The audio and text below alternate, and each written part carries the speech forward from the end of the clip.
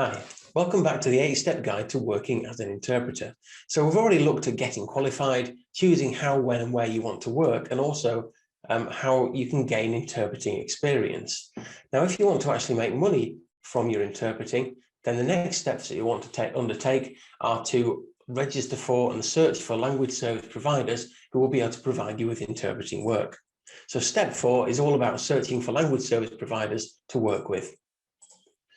Now, just to give you a bit of background about language service providers, or LSPs, they are interpreting agencies essentially that connect people who need interpreters with interpreters themselves. So normally an LSP will have a pool of registered interpreters with them in multiple languages, and then when somebody needs to request an interpreter, so for example a hospital, they will get in touch with the LSP, and the LSP will send the job out to their pool of interpreters with the right language combination, and then we'll make a booking. So LSPs actually hold many of the major interpreting contracts at the moment. So it used to be, going back into the past, that often interpreters were contacted directly, and that still happens to a certain extent. But in many cases, with public services particularly, it's the LSPs that have contracts to provide interpreters. And that just makes it simpler for the clients, really. All they have to do when they want an interpreter is contact the language service provider. The language service provider has already done all the relevant checks to make sure that the interpreters they work with are of a particular quality and are able to work in that specialism. So it cuts out a lot of extra work for the different public services. So the major interpreting contracts that are covered by LSPs for the most part includes hospitals, the Department of Work and Pension or job centres, social services, immigration, housing, and also charities. So there are others as well, but this is an idea of the major interpreting contracts that are held by LSPs at level 3. If you talk about level 6, there's additional contracts for things like courts, prison, police, and immigration as well. So the first thing you'll need to do is search for language service providers. Now, with the internet these days, that's very, very easy indeed, because you can use search engines like Google, and if you put in search terms such as language service providers near me, you'll get a lot of hits and a lot of different language services coming back for you. You will need to experiment a bit with the searches to try and find the best combination. You can also put in interpreting agencies near me. You can put in language service providers. You can put in telephone interpreting and things like that, and you'll get different companies coming up. But as I say, in the UK, there are plenty of LSPs across the country. And actually, you may also be able to work as a telephone interpreter in the US as well. So it's sometimes worth searching for telephone interpreting agencies, or over the phone interpreting, as they tend to call it in the US, and seeing if you can find those as well. In addition to search engines, you can also find lots of companies on LinkedIn, and you can do that by following language service provider business pages. You can follow influencers, and of course you can follow LearnQual as well. So if we see any adverts from language service providers, we do try and share that on our LinkedIn page. You can also find good leads through Facebook as well. There's often job adverts put out on Facebook itself. So often they will just come up in your normal feed if someone's promoting it, but also you can follow groups. And you can also follow LSP business pages on Facebook as well to keep up with the latest news. And there's plenty of groups. There is actually one called something along the lines of interpreting and translation jobs.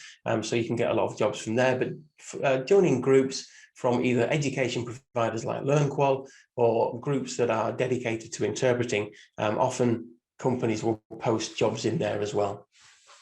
So once you've searched for a language service provider or more of them, you'll want to actually apply to them. So to apply to a language service provider, you can do that by responding to adverts. And again, like I've mentioned, these adverts sometimes appear on LinkedIn and Facebook. They're sometimes just available on the internet as well. If you search for interpreting jobs, sometimes language service providers will advertise there as well. Of course, you can apply to a language service provider line. So often if you go directly to a language service provider's internet page, there will be an online application process on there, or if there's not, there's normally online instructions as to how to apply.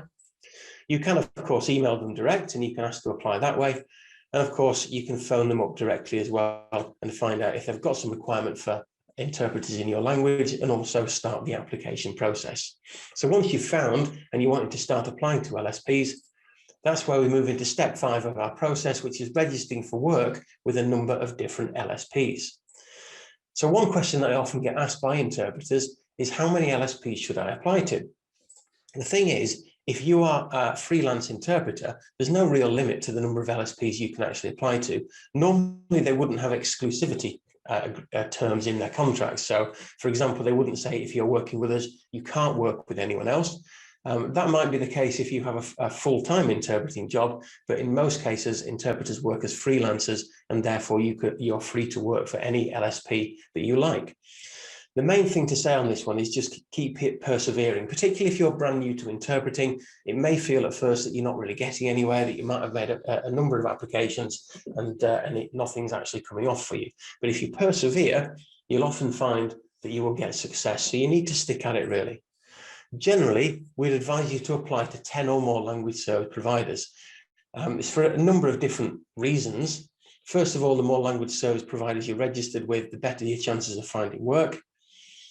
Different language service providers hold different contracts, which means they have different requirements for different languages. So sometimes you might register for one, and their contracts may mean that they don't have much requirement in your language. However, if you register for a different language service provider, you might find that they've got much more requirement. So it's well worth registering for a number, which, yes, does take a bit of time, but is well worth it. The more LSPs you're registered with, the more chance you've got of building up a positive reputation with those LSPs. So that's things like accepting the jobs that they send you. It's things like making sure that you don't let them down, so you're always on time to jobs, and that you don't cancel jobs on them as well. And that will help to build up a positive reputation for yourself. And that will in turn mean that you often get more opportunities. Once you've started doing that, if you've got maybe 2 or 3 language service providers that you get a lot of work for, that you enjoy working for, and that enjoy working with you, that might mean that you want to ease back on some of the other LSPs that you're registered with, mainly because you don't want to be constantly turning jobs down from LSPs, because that will give you a negative reputation and they might stop sending you work. So in that case, maybe it's better to just say, I can't take any work from you at the moment, but I'll let you know in the future if I can do that. So when it comes to registering for the LSP, they will ask you for a number of different things. The first thing they normally ask you for is qualifications. So that would include interpreting qualifications, like the one that Learn Qual do, the level 3 certificate in community interpreting, or the level 6 DPSI. It may also include other relevant qualifications. So that might be a qualification in translation, or it could be to do with a qualification that has a language link in some way. It really depends on the language service provider and what kind of contracts they've got and what kind of clients they've got. Some of them may also ask for experience. So in the last video, you'll have seen about experience, so I won't go into that now. They will generally ask for proof of ID or a right to work. And in terms of proof of ID and right to work, language service providers will often ask for passports. These might need to be endorsed to show you can stay in the UK and you've got the right to work in the UK, depending on where you're from originally. You could also include national identity cards, biometric immigration documents. Often they will ask for the original documents to be sent in. So when you send those, make sure you do that recorded so it's tracked and they don't go missing somewhere. And they'll generally take the original copies, they'll make copies of those, they'll verify that they are the originals that they've seen, and then they'll send them back to you. They may also ask for a DBS or basic disclosure check. Now, a basic DBS check is a criminal record check that you can request for yourself, but your employer itself, the LSP itself, might ask you for the basic disclosure, or they might even sponsor you to do that. They might actually pay you to do the basic disclosure, depending on who they are, what their policy is, and what languages you speak. It used to be known as a CRB. So if you've got a CRB or a DBS already from another job, you should be able to reuse that. At the moment, I think the basic checks, including volunteer applications, are about £23. So it's not something that's particularly expensive. And as I say, it will help you to get registered with the LSPs. And they also ask you for professional memberships. That can sometimes help you to get jobs. And that might include memberships to the NRPSI, the National Register of Public Service Interpreters, ITI, the Institute of Translators and Interpreters, and even CIOL, which is the Chartered Institute of Linguists. So these are kinds of professional memberships. There are others out there, but these can also strengthen your application. Finally, they'll probably ask you for an up-to-date CV. just so they can store it for their records. So, as I say, once you've found the LSPs, you apply to join them, you go through the registration process, and you should be on their books and ready to receive work. Thank you very much.